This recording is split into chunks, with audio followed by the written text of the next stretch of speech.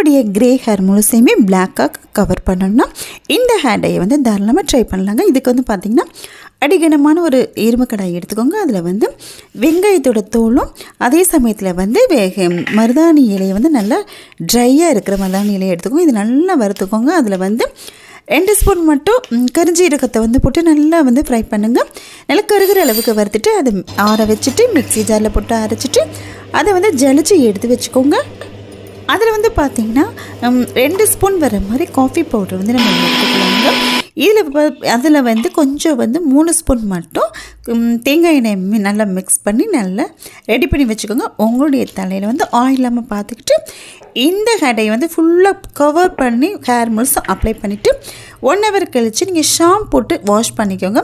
உங்களுடைய முடி பார்த்திங்கன்னா நல்லா கருன்னு இருக்கும். அதே சமயத்தில் பார்த்திங்கன்னா ரொம்ப ரொம்ப நாளைக்கு உங்களுக்கு கருப்பாகவே இருக்குங்க.